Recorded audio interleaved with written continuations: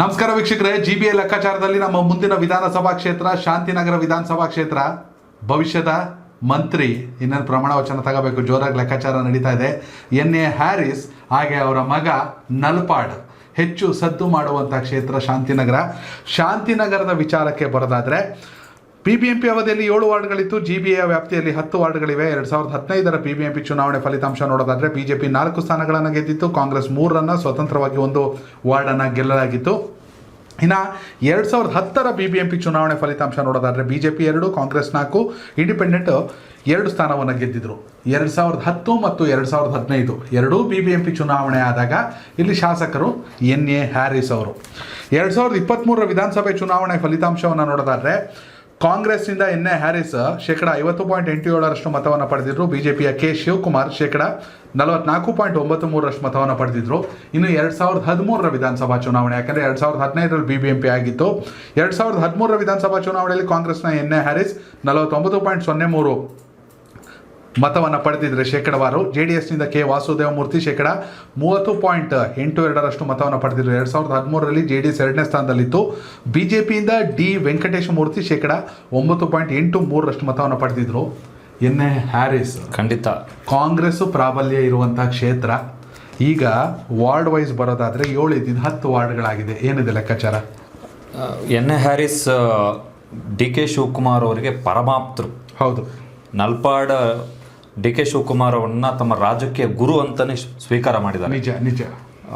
D.K. Shivakumar ಪ್ರಮಾಣ ವಚನ ಕಾರ್ಯಕ್ರಮದಲ್ಲಿ ಬೆಂಗಳೂರಲ್ಲಿ ಕಾಣಿಸಿಕೊಂಡಂಥ ಅತಿ ಹೆಚ್ಚು ಪೋಸ್ಟರ್ ಯಾವುದು ಅಂತ ಹೇಳಿದ್ರೆ ಅದು ನಲ್ಪಾಡ್ ಮತ್ತೆ N.A. ಹ್ಯಾರಿಸ್ ಅಂದರೆ ತಂದೆ ಮತ್ತು ಮಗನ ಪೋಸ್ಟರೇ ಕಾಣಿಸಿಕೊಂಡಿತ್ತು. D.K. ಶಿವಕುಮಾರ್ ಅವ್ರಿಗೂ ನಲ್ಪಾಡ್ ಅಂದ್ರೆ ಒಂದು ರೀತಿ ನಂಬಿಕೆ. ಹೌದು, ನಂಬಿಕೆ.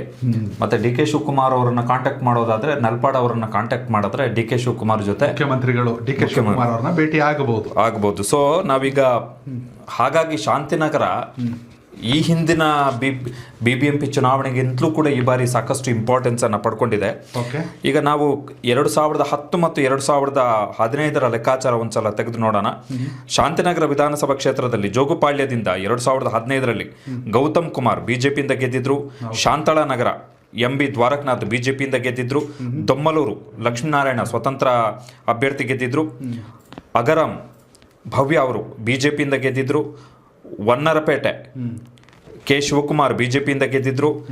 ನೀಲಸಂದ್ರ ಬಾಲಕೃಷ್ಣನ್ G. ಕಾಂಗ್ರೆಸ್ನಿಂದ ಗೆದ್ದಿದ್ರು. ಶಾಂತಿನಗರ ವಾರ್ಡ್ ಹೆಸರೇ ಶಾಂತಿನಗರ ಅಂತ ಇತ್ತು. P. ಸೌಮ್ಯ ಅವರು ಕಾಂಗ್ರೆಸ್ನಿಂದ ಗೆದ್ದಿದ್ರು.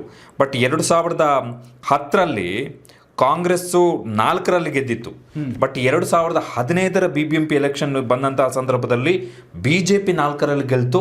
ಕಾಂಗ್ರೆಸ್ಗೆ ಕೇವಲ 2 ವಾರ್ಡ್ಗಳಷ್ಟೇ ಇಲ್ಲಿ ಸಿಕ್ಕಿದ್ದು. ಸೊ ಒಂದು ಅರ್ಥದಲ್ಲಿ ನೋಡೋದಾದ್ರೆ 2015ರ ಎಲೆಕ್ಷನ್ನಲ್ಲಿ ಈ ಒಂದು ಸರ್ಕಾರ ಇದ್ದಾಗ್ಯೂ ಕೂಡ 2015ರಲ್ಲಿ ಕರ್ನಾಟಕದಲ್ಲಿ ಕಾಂಗ್ರೆಸ್ ಸರ್ಕಾರ ಇತ್ತು. ಸರ್ಕಾರ ಇದ್ದಾಗ್ಯೂ ಕೂಡ ಶಾಂತಿನಗರ ವಿಧಾನಸಭಾ ಕ್ಷೇತ್ರಕ್ಕೆ ಸಂಬಂಧಪಟ್ಟ ಹಾಗೆ BBMP ಚುನಾವಣೆಯಲ್ಲಿ ಕಾಂಗ್ರೆಸ್ಗೆ ಹಿನ್ನಡೆ ಆಯಿತು. 4 ಇದ್ದಿದ್ದು 2ಕ್ಕೆ ಬಂದು ಕೂಡ್ತು ಕಾಂಗ್ರೆಸ್ ಅಂತ ಹೇಳಿದ್ರೆ ದೊಡ್ಡ ಹಿನ್ನಡೆ ಅದು. 2010ರಲ್ಲಿ ಜೋಗುಪಾಳ್ಯದಿಂದ BJP ಗೆಲ್ತು. ಶಾಂತಳಾ ನಗರದಿಂದ ಇಂಡಿಪೆಂಡೆಂಟ್ ಅಭ್ಯರ್ಥಿ ಗೆದ್ದಿದ್ರು. ದೊಮ್ಮಲೂರಿನಿಂದ BJP ಅಭ್ಯರ್ಥಿ ಗೆದ್ದಿದ್ರು. ಅಗರಂನಿಂದ ಕಾಂಗ್ರೆಸ್ನ ಅಭ್ಯರ್ಥಿ ಗೆದ್ದಿದ್ರು. ವನ್ನರ್ಪೇಟೆಯಿಂದ K. ಶಿವಕುಮಾರ್ ಅವರು ಗೆದ್ದಿದ್ರು. ನೀಲಸಂದ್ರದಿಂದ ಕಾಂಗ್ರೆಸ್ ಗೆದ್ದಿತ್ತು. ಶಾಂತಿನಗರದಿಂದ ಕಾಂಗ್ರೆಸ್ ಗೆದ್ದಿತ್ತು. ಸೊ 2010 ಮತ್ತು 2015ರ ಲೆಕ್ಕಾಚಾರಕ್ಕೆ ಬಂದಂತಹ ಸಂದರ್ಭದಲ್ಲಿ ಯೋಗಿಜಿ ಕಾಂಗ್ರೆಸ್ಗೆ ದೊಡ್ಡ ಹಿನ್ನಡೆ ಆಗಿದೆ ಈ ಕ್ಷೇತ್ರದಲ್ಲಿ. ಹೌದು, BJPಗೆ ದೊಡ್ಡ ಮೇಲುಗೈ ಆಗಿದೆ ಈ ಕ್ಷೇತ್ರದಲ್ಲಿ. ನಿಜ. ಇಲ್ಲಿ ಒಟ್ಟಾರೆ ಈಗ 7 ಇದ್ದಿದ್ದು 10 ವಾರ್ಡ್ಗಳಾಗಿದೆ. ಅದು ಯಾವುದು ಅಂತ ಹೇಳ್ತಾ ಹೋಗ್ಬಿಡ್ತೀನಿ. ಮೊದಲನೇದಾಗಿ ದೊಮ್ಲೂರು ಹಿಂದುಳಿದ ವರ್ಗ B ಮಹಿಳೆಯರಿಗೆ, ಜೋಗುಪಾಳ್ಯ ಸಾಮಾನ್ಯ ಮಹಿಳೆ, ಅಗರಂ ಪರಿಶಿಷ್ಟ ಜಾತಿ, ಅಶೋಕ್ ನಗರ ಹಿಂದುಳಿದ ವರ್ಗ B ಮಹಿಳೆಯರಿಗೆ, ವನ್ನಾರ್ಪೇಟೆ ಪರಿಶಿಷ್ಟ ಪಂಗಡ, ಅಂಬೇಡ್ಕರ್ ನಗರ ಪರಿಶಿಷ್ಟ ಜಾತಿ, ನೀಲ್ಸಂದ್ರ ಹಿಂದುಳಿದ ವರ್ಗ A ಮಹಿಳೆಯರಿಗೆ, ಆಸ್ಟಿಂಗ್ ಟೌನ್ ಹಿಂದುಳಿದ ವರ್ಗ A, ವಿನಾಯಕ್ ನಗರ ಸಾಮಾನ್ಯ ಮಹಿಳೆ, ಶಾಂತಿನಗರ ಹಿಂದುಳಿದ ವರ್ಗ B. ಇಲ್ಲಿ BBMP ಚುನಾವಣೆಯಲ್ಲಿ BJP ಮತ್ತು JDS ಪ್ರಾಬಲ್ಯವನ್ನು ಸಾಧಿಸಿತ್ತು. ಹಿಂದೆ ಒಟ್ಟು 10 ವಾರ್ಡ್ಗಳಂತ ನೋಡಿದ್ರೆ ನಾನು ಒಂದಷ್ಟು ಇನ್ಫಾರ್ಮೇಷನ್ನ ಕಲೆ ಹಾಕಿರೋ ಪ್ರಕಾರ ಶಾಂತಿನಗರ, ಜೋಗುಪಾಳ್ಯ ಅಥವಾ ಅಶೋಕ್ ನಗರ, ಆಸ್ಟಿಂಗ್ ಟೌನು, ದೊಂಬ್ಳೂರಲ್ಲಿ ತುಂಬ ಮುಖ್ಯವಾದಂಥ ವಾರ್ಡ್ಗಳು. ಈಗಾಗಲೇ ಗೌತಮ್ ಅವರ ಹೆಸರನ್ನು ಹೇಳ್ತಾ ಇದ್ರಿ. ಅವರು ಜೋಗುಪಾಳ್ಯ ವಾರ್ಡಿಂದನೇ ಕೂಡ ಸ್ಪರ್ಧಿಸ್ತಿದ್ದವರು. ಹಿಂದೆ ಮೇಯರ್ ಕೂಡ ಆಗಿದ್ರು ಗೌತಮ್ ಕುಮಾರ್ ಅವರು. ಆದರೆ ಈಗ ವಾರ್ಡು ಮಹಿಳೆಯರಿಗೆ ಮೀಸಲಾಗಿದೆ. ತುಂಬ ಇಂಪಾರ್ಟೆಂಟು. ಯಾಕಂದರೆ 2 ಸಲ ಕಾರ್ಪೊರೇಟರು, 1 ಸಲ ಮೇಯರ್ ಆಗಿದ್ದವರು ಗೌತಮ್ ಕುಮಾರ್. ಈಗ ಅವ್ರ ಪತ್ನಿನ ಇಳಿಸ್ಬೇಕು ಅಂತ ಇದ್ದಾರೆ. ಆದರೆ ಅವ್ರಿಗೂ ಕೂಡ ಹೆಚ್ಚು ಕಡಿಮೆ 50 ವರ್ಷ ಆಯ್ತಾ ಬಂತು. ಯುವಕರಿಗೆ ಅವಕಾಶ ಸಿಗಬೇಕು, ಬಿ ಜೆ ಪಿಲಿ ಯುವಕರಿಗೆ ಅವಕಾಶ ಸಿಗಬೇಕು ಅನ್ನೋ ಚರ್ಚೆಗಳು ಜಾಸ್ತಿ. ಹೀಗಾಗಿ ಬಿ ಜೆ ಪಿಲಿ ಈ ಬಾರಿ ಯುವಕರಿಗೆ ಅವಕಾಶ ಸಿಗಬೇಕು ಅನ್ನೋ ಲೆಕ್ಕಾಚಾರದಲ್ಲಿ ಬಿ ಜೆ ಪಿಲಿ ಕೇಶವ್ ಕುಮಾರ್ ಅಂದ್ಬಿಟ್ಟು ತುಂಬ ಆ್ಯಕ್ಟಿವ್ ಆಗಿದ್ದಾರೆ. ಅವರ ಪತ್ನಿ ಮಹಿಳಾ ಮೀಸಲಾತಿ ಇರೋದ್ರಿಂದ ಅವ್ರಿಗೆ ಅವಕಾಶ ಸಿಗಬೇಕು ಅನ್ನೋ ಲೆಕ್ಕಾಚಾರಗಳು. ಅವರು ಕೂಡ ಅಡ್ವೊಕೇಟು, ಚೈತ್ರ ಅನ್ಕೋತೀನಿ ಅವ್ರ ಹೆಸರು. ಹೀಗಾಗಿ ಜೋಗುಪಾಳ್ಯ ವಾರ್ಡಲ್ಲಿ ಗೌತಮ್ ಕುಮಾರ್ ಪತ್ನಿ ವರ್ಸಸ್ ಕೇಶವ್ ಕುಮಾರ್. ಯಾಕಂದರೆ ಇವರು ತೇಜಸ್ವಿ ಸೂರ್ಯ ಗ್ಯಾಂಗಲ್ಲಿ ಗುರ್ತಿಸ್ಕೊಳ್ಳೋ ಅಂಥವ್ರು.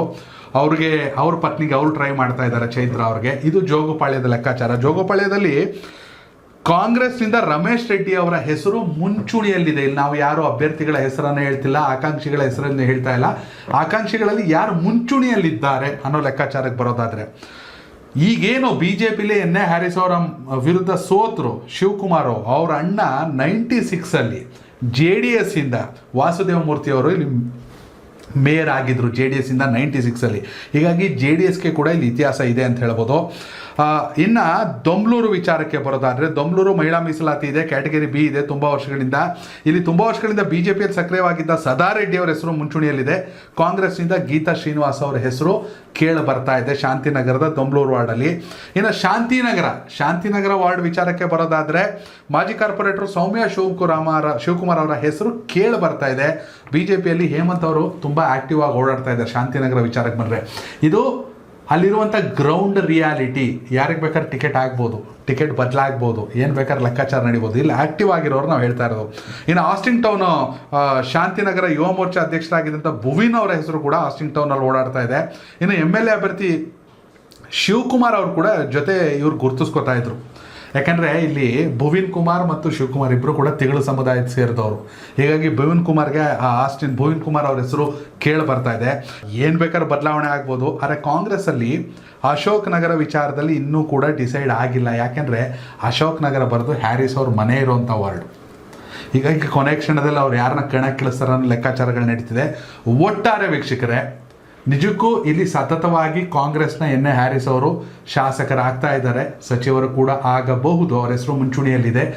ಅವರ ಪ್ರಾಬಲ್ಯ ಇದ್ದರೂ ಕೂಡ BBMP ಕಳೆದ 2019-15 BBMP ಚುನಾವಣೆಯಲ್ಲಿ JDS ಮತ್ತು ಸ್ವತಂತ್ರ ಹಾಗೆ BJP ಕೂಡ ಪ್ರಾರ್ಪತ್ಯವನ್ನು ಸಾಧಿಸಿದೆ. ಹೀಗಾಗಿ ಏನಂತೀರ ಅಕ್ಷಯ್, ಕೊನೆಯದಾಗಿ ಶಾಂತಿನಗರದ ಬಗ್ಗೆ? ಖಂಡಿತವಾಗಿ. ಆಮೇಲೆ ನೀವು JDS ಬಗ್ಗೆ ಮೆನ್ಷನ್ ಮಾಡಿದ್ರಿ. ಹೌದು, JDS ಅವರು ಒಂದಿಷ್ಟು ಇಲ್ಲಿ ಟ್ರೈ ಮಾಡ್ಬೋದು. ನಿಜ. GB ಎಲೆಕ್ಷನ್ ಅಂದರೆ ಮೈಕ್ರೋ ಎಲೆಕ್ಷನ್ಸ್, ಸ್ಥಳೀಯ ಸಂಸ್ಥೆಗಳ ಚುನಾವಣೆಯಲ್ಲಿ ಪಕ್ಷ ಉದ್ಧಾರ ಆಗಬೇಕು ಅಂತೇಳಿ ಏನಾದರೂ ಕುಮಾರಸ್ವಾಮಿ ಅವರಿಗೆ ಅನಿಸಿದ್ರೆ ಬಹುಶಃ ಶಾಂತಿನಗರ ಒಂದು ವಿಧಾನಸಭಾ ಕ್ಷೇತ್ರ JDSನವರು ತುಂಬ ಸೀರಿಯಸ್ ಆಗಿ ಫೈಟ್ ಮಾಡಬಹುದಾದಂಥ ಒಂದು ಕ್ಷೇತ್ರ. ಬಟ್ ನಾವು ಆರಂಭದಲ್ಲೇ ಒಂದು ಲೆಕ್ಕಾಚಾರವನ್ನು ನೀವು ಕೊಟ್ಟರೆ, ನಾನು ಕೊಟ್ಟೆ. ಏನು ಅಂತ ಹೇಳಿದ್ರೆ 2010 ಮತ್ತು 2015ರಲ್ಲಿ ಆದಂತಹ ವ್ಯತ್ಯಾಸ ಇದೆಯಲ್ಲ, ಅದು ಹ್ಯಾರಿಸ್ ಅವರಿಗೆ ದೊಡ್ಡ ಸವಾಲು. ಅವರು ಮಂತ್ರಿ ಆಗ್ತಾರೆ, ಬಹುತೇಕ ಖಚಿತ ಆಗ್ತಾ ಇದೆ ಅವರು ಮಂತ್ರಿ ಆಗುವಂಥದ್ದು. ಮಂತ್ರಿ ಆದರೆ ಅವರಿಗೆ ಶಾಂತಿನಗರದಲ್ಲಿ ಮ್ಯಾಕ್ಸಿಮಮ್ ನಂಬರ್ ಆಫ್ ವಾರ್ಡ್ ಅನ್ನು ಅವ್ರು ಗೆದ್ಕೊಂಡು ಬರಲೇಬೇಕಾಗತ್ತೆ. ಸೊ ಕನಿಷ್ಠ 8 ಗೆಲ್ಲಬೇಕು ಸಚಿವರಾಗಿ ಅವ್ರು ಕಣಕ್ಕಿಳಿದ್ರೆ, ಚುನಾವಣೆ ಮಾಡಿದ್ರೆ. ವೀಕ್ಷಕರು, ನೀವು ಶಾಂತಿನಗರ ವಿಧಾನಸಭಾ ಕ್ಷೇತ್ರದ ಮತದಾರರಾಗಿದ್ದರೆ ದಯವಿಟ್ಟು ಕಾಮೆಂಟ್ ಮೂಲಕ ತಿಳಿಸಿ. 10 ವಾರ್ಡ್ಗಳಲ್ಲಿ ಈ ಬಾರಿ, ಮುಂಚೆ 7 ವಾರ್ಡ್ ಇತ್ತು, ಈಗ 10 ವಾರ್ಡ್ಗಳಲ್ಲಿ ಯಾವ ಪಕ್ಷ ಎಷ್ಟು ಸ್ಥಾನವನ್ನು ಗೆಲ್ಲುತ್ತೆ ಅಂತ. ಧನ್ಯವಾದಗಳು. ಕನೆಕ್ಟ್ ಕರ್ನಾಟಕ, ಇದು ನಿಮ್ಮ ನೆಟ್ವರ್ಕ್.